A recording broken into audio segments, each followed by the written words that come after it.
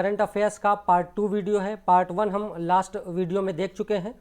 तो UP PCS RO 2021 के लिए इम्पॉर्टेंट है। ये है हमारा चैनल सिविल सर्विसेज विद आलोक। अगर अभी तक आपने हमारे चैनल को सब्सक्राइब नहीं किया है तो ये सब्सक्राइब का बटन है, इसको रेड कलर का है, इसको प्रेस कर दें और नोटिफिकेशन बेल है, इसको ऑन कर दें, जिससे हमारी आने वाली वीडियो का मैसेज या नोटिफिकेशन आप तक पहुंच सके। देखिए रेलटेल क्या है? तो ये एक पीएसयू है, पब्लिक सेक्टर अंडरटेकिंग है, एक सार्वजनिक क्षेत्र की कंपनी है और इसे मिनी रत्न का दर्जा प्राप्त है, मिनी रत्न की कैटेगरी 1 का दर्जा प्राप्त है। ये इसकी स्थापना सितंबर 2000 में की गई थी। इसकी पेरेंट कंपनी कौन सी है? पेरेंट कंपनी कहने का आशय है कि 100% शेयर होल्डिंग जो है वो इंडियन रेलवेज के पास है और इसका ऑब्जेक्टिव है nation wide broadband connectivity provide कराना। रेलटेल, सबसे ज़रूरी बात जो रेलटेल के साथ है वो ये है कि इसके पास पूरे भारत में रेलवे ट्रैक के साथ में ऑप्टिकल फाइबर नेटवर्क है। तो जाहिर सी बात है, अगर पूरे भारत में इसके पास रेलवे ट्रैक के साथ है ऑप्टिकल नेटवर्क फाइबर, तो ये स्मार्ट क्लासेज से ग्रामीण क्षेत्रों तक भी ऑप्टिकल फाइबर नेटवर्क से ये ब्रॉडबैंड पहुंचा सकता है।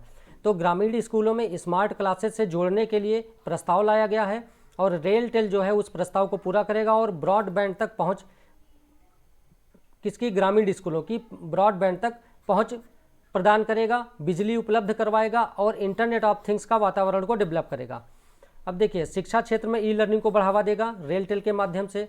ये एक पीएसयू है, मिनी रत्न है, श्रेणी 1 का है, ये हम देख ही चुके हैं।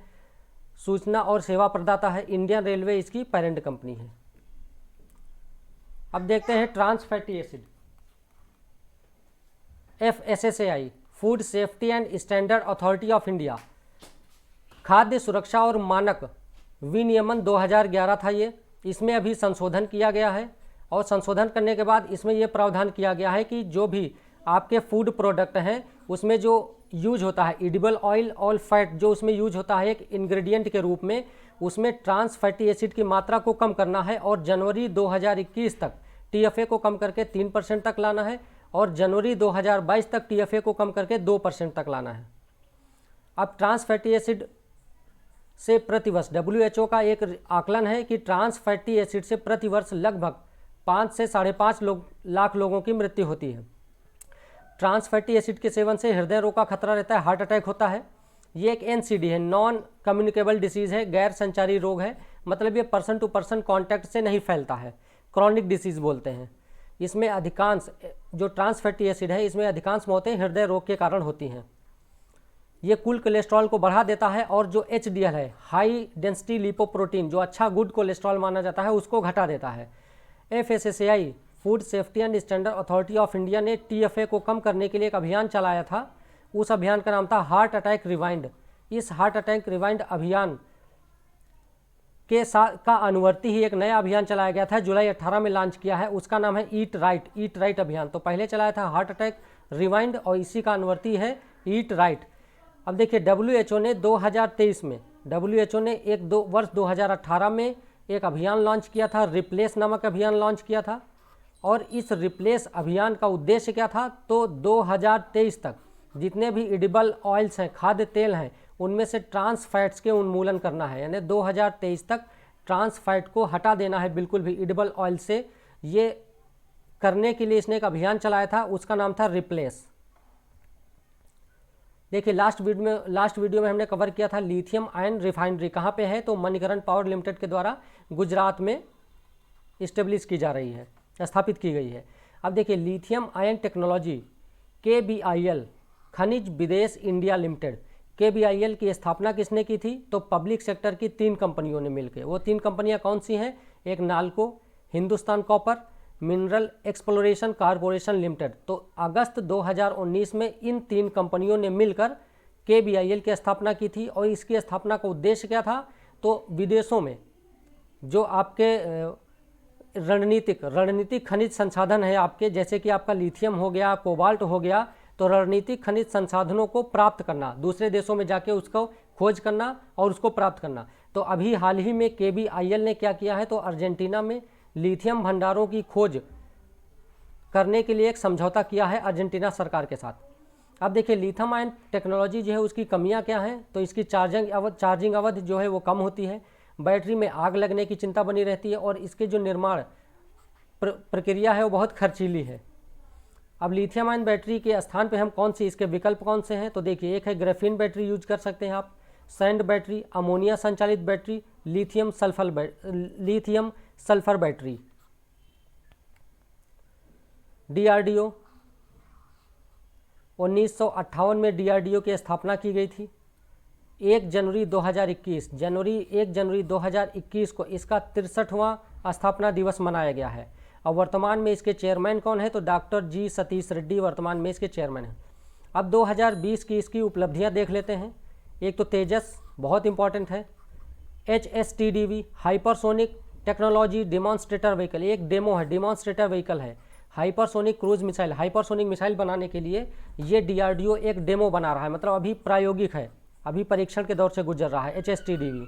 QKD क्या है आपका, क्वांटम की डिस्ट्रीब्यूशन, जिसे अभी डीआरडीओ ने क्या किया है कि अपनी दो लैब के बीच में QKD से संचार स्थापित किया है, संबंध स्थापित, मतलब संचार इन द सेंस कि जैसे आप एक से दूसरे जगह से, मतलब दो व्यक्ति आपस में जब कोई बात कर रहे होते हैं, जैसे कि आपका इन टू एंड इंक्रिप्शन होता है, जैसे व्हाट्सएप में यूज होता है, तो इसी प्रकार से QKD में क्या है कि इससे भी ज़्यादा आपका इन टू एंड इंक्रिप्शन से भी ज़्यादा सिक्योर है ये। इसमें दो व्यक्ति के अलावा तीसरा कोई नहीं जान पाएगा कि क्या बातें हुई हैं। ATGM anti tank guided missile है। Smart supersonic missile assisted release of torpedo. QRSAM क्या है, quick response surface to air missile. MRSAM medium range surface to air missile. तो ये सब 2020 की हमारे डीआरडीओ की उपलब्धियां हैं। अब देखिए जो क्रूज मिसाइल होती है, क्रूज मिसाइल के 3 प्रकार हैं। एक है सबसोनिक क्रूज मिसाइल जिसकी स्पीड जो है वो 0.8 मैक है, मतलब ध्वनि की गति से कम। दूसरी है सुपरसोनिक, इसकी स्पीड है 2 से 3 मैक। तीसरी है हाइपरसोनिक, इसकी स्पीड है 5 से 6 मैक या इससे अधिक। ठीक है, तो जैसे आपकी सबसोनिक मिसाइल कौन सी है, उसका उदाहरण है भारत में निर्भय मिसाइल। सुपरसोनिक मिसाइल जो है उसका उदाहरण है ब्रह्मोस मिसाइल, और हाइपरसोनिक अभी प्रायोगिक तौर पे है। देखिए सुनीत शर्मा कौन है, तो अभी हाल ही में रेलवे बोर्ड के नए अध्यक्ष चुने गए हैं, अध्यक्ष और सीईओ, नए अध्यक्ष और सीईओ चुने गए हैं। जो भी रेलवे बोर्ड का अध्यक्ष होता है वही रेलवे मंत्रालय का प्रिंसिपल सेक्रेटरी होता है। तो भारत सरकार यानी रेलवे मंत्रालय के ये पदेन, मतलब एक्स ऑफिसियो प्रमुख सचिव प्रिंसिपल सेक्रेटरी हैं। सुनीत शर्मा रेलवे बोर्ड के प्रिंसिपल सेक्रेटरी भी हैं और रेलवे बोर्ड के, मतलब वो रेलवे मिनिस्टर जो रेलवे मंत्रालय है उसके प्रिंसिपल सेक्रेटरी हैं और वही रेलवे बोर्ड का अध्यक्ष होता है। भारतीय रेलवे का सर्वोच्च निकाय है, रेलवे बोर्ड जो है वो भारतीय इंडियन रेलवे का सर्वोच्च निकाय है और ये रेलवे मंत्रालय के माध्यम से संसद को रिपोर्ट करता है। इसका गठन कब हुआ था रेलवे बोर्ड का, 1905 में। के सिवान कौन है, इसरो के अध्यक्ष हैं, जनवरी 2022 तक है, अध्यक्ष बने रहेंगे ये के सिवान। सोमा मंडल, शोभा नहीं सोमा मंडल, सोमा मंडल कौन है, तो अभी सेल की अध्यक्ष बनी है, अध्यक्षा हैं ये। सरकारी महारत्न कंपनी की पहली महिला अध्यक्ष, सरकारी जो आपकी पब्लिक सेक्टर यूनिट है, पब्लिक सेक्टर अंडरटेकिंग है, पब्लिक सेक्टर कंपनी जो है सेल, उसकी पहली महिला अध्यक्ष है ये। आशा इंडिया क्या है, affordable sustainable housing accelerators India, यही है आशा इंडिया का फुल फॉर्म।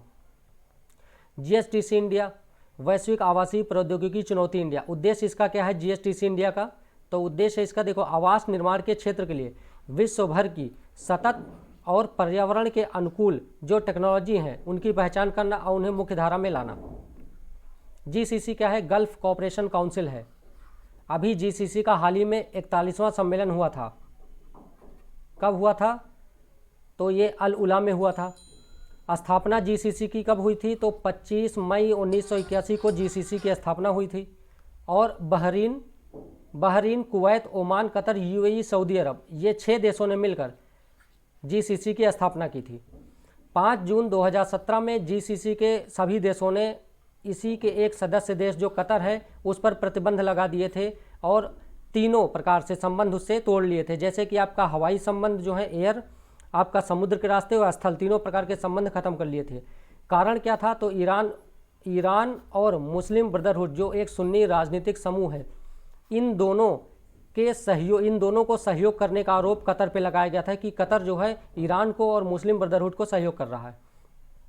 अब देखिए अल उला में सम्मेलन हुआ है इसका 41वां सम्मेलन अभी जीसीसी का हुआ है और इसमें अल उला कहाँ पे है तो सऊदी अरब में है। इसी को हम बोल सकते हैं अल उला डिक्लेरेशन, क्योंकि इसमें एक समझौता हुआ है, एकजुटता और स्थिरता समझौता। इसी एकजुटता और स्थिरता समझौता जो हुआ है, इसी समझौते को हम अल उला डिक्लेरेशन भी बोल सकते हैं। इसी समझौते के तहत जो कतर को 2017 में बाहर किया गया था जीसीसी से, उसको फिर से शामिल कर लिया गया है। कतर के साथ सभी प्रकार के रिश्ते बहाल कर दिए गए हैं। अब रिश्ते बहाल करने का कारण क्या है, तो एक तो ईरान का परमाणु कार्यक्रम बहुत तेज़ी से बढ़ रहा है वो, और उस परमाणु कार्यक्रम की विनाशकारी योजनाओं से उत्पन्न चुनौतियों का सामना करने के लिए ये एक कतर को साथ में लेकर आए हैं। हेडक्वार्टर कहाँ पे है जीसीसी का, तो रियाद में है, सऊदी अरब में। और जो आपका ये अल उला समझौता हुआ है ये 5 जनवरी 2021 को हुआ है, अभी 5 जनवरी 2021 को। ये एक पॉलिटिकल, राजनीतिक और आर्थिक अंतर सरकारी संगठन है, पॉलिटिकल एंड इकोनॉमिक ऑर्गेनाइजेशन है ये देखिए, ये है आपका जीसीसी कंट्रीज। जीसीसी कंट्रीज कौन कौन सा है, सऊदी अरबिया है, ओमान है, ये आपका यूएई है, ये कतर है, ये बहरीन है और ये कुवैत है। तो ये 6 कंट्रीज़ मिलकर आपको जीसीसी बनाती हैं। ये है यमन, ये जीसीसी का पार्ट नहीं है। अब देखिए नील नदी पे अभी विवाद हुआ है, ठीक है। नील नदी कहाँ पे है, तो अफ्रीका महाद्वीप में है। ये देखिए नील नदी आपकी यहाँ पे है। नील नदी पे जो विवाद हुआ है, ग्रैंड इथियोपियन रेनेसा डैम को लेकर विवाद हुआ है, ठीक है। ये विवाद क्या है, देखिए नील नदी, हॉर्न ऑफ अफ्रीका। हाल ही में इथियोपिया, सूडान और इजिप्ट, जो इथियोपिया है, सूडान है और इजिप्ट है। ये देखिए इथियोपिया है यहाँ पे, ये सूडान है आपका और ये इजिप्ट है। नील मिस्र है, इजिप्ट मतलब मिस्र को नील नदी का वरदान कहा जाता है। तो horn of Africa, Eritrea, Djibouti, Ethiopia, Somalia, ये आपका हॉर्न ऑफ अफ्रीका कहलाता है। Eritrea, Djibouti, Ethiopia, Somalia. तो हॉर्न ऑफ अफ्रीका में जो बन रहा है आपका कौन सा, ग्रैंड रेनेसा डैम, इस पर चल रहे विवाद को हल करने के लिए बातचीत शुरू करने पर सहमति व्यक्त की है, ठीक है। उद्गम स्थल कहाँ पे है इसका, तो अफ्रीकन ग्रेट लेक्स, अफ्रीकन जो ग्रेट लेक्स है वहाँ से।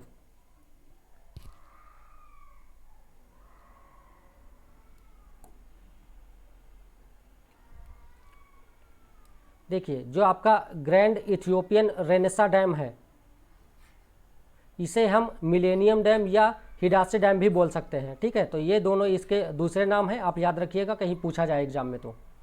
ये आपका, ये हमारे देखिए ये इथियोपिया है, इसको हम मैप में देख लेते हैं।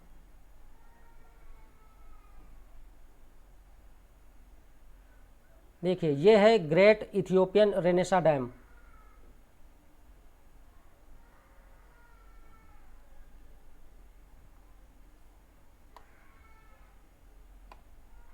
यहाँ पे बनेगा ये, और ये कहाँ पे है, तो ये देखिए ये है हमारा ये हमारा, आपका कहने की आदत ही पड़ी है।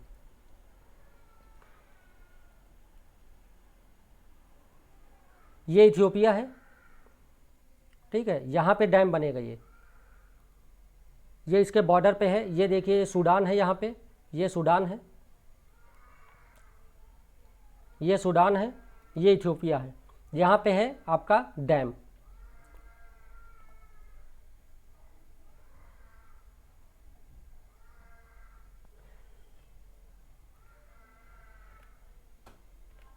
देखिए जो आपका ये ग्रेट रेनेसा डैम है, इसका निर्माण इथियोपिया द्वारा नील नदी पे किया जा रहा है, ठीक है।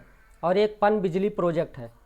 बांध के चलते इथियोपिया जल पर नियंत्रण कर सकता है। इनका आरोप है मिस्र का और सूडान का कि बांध बना लेगा इथियोपिया तो वो जल पर नियंत्रण कर सकता है। और ये बांध कहाँ पे है, नीली नील, ब्लू नील पे है। जो ब्लू नील जितनी भी नील नदी है उसके पानी का 2/3 भाग वहन करती है, ठीक है।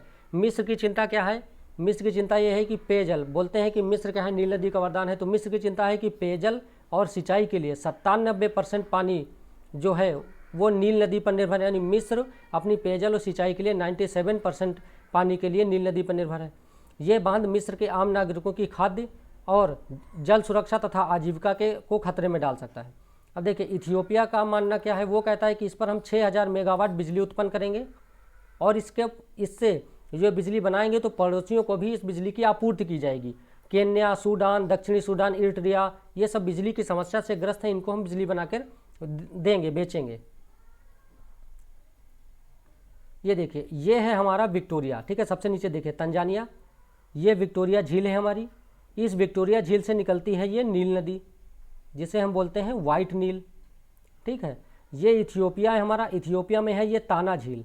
इस ताना झील से ये एक नदी निकलती है जिसे हम बोलते हैं ब्लू नील। ये ब्लू नील है और ये वाइट नील है। तो ब्लू नील पूरी नील नदी का 2/3 पानी वहन करती है। तो सूडान में ब्लू नील और वाइट नील दोनों मिलती हैं और ये आगे बढ़ के जाती हुई यहाँ पे मिस्र में आगे जाते हुए अलेक्जेंड्रिया, ये डेल्टा है, चापाकार डेल्टा यहाँ बनाती है मेडिटेरेनियन सी में, भूमध्य सागर में। तो यहीं पे ताना के पास से जब ये झील निकलती है तो सूडान और इथियोपिया इन दोनों के बॉर्डर के पास ही यहाँ पे बना रहा है ये ग्रेट रेनेसा डैम। तो अब इसके पानी को रोकेगा, तो इस वजह से इस पर विवाद बना हुआ है। तो इस विवाद को समाधान करने के लिए इन सब ने अभी बातचीत शुरू की है। अभी तक ये आज का करंट हो गया, पार्ट 2 था ये। अब अगला पार्ट 3 आपको कल मिलेगा। अगर अभी तक आपने हमारे चैनल को सब्सक्राइब नहीं किया है तो ये रेड कलर का सब्सक्राइब बटन है, इसको दबा दें, प्रेस कर दें। और बगल में ये घंटी का बटन है, इसको भी प्रेस कर दें, जिससे हमारी आने वाली वीडियो का नोटिफिकेशन आपको मिल सके। चलिए मिलते हैं नेक्स्ट वीडियो में।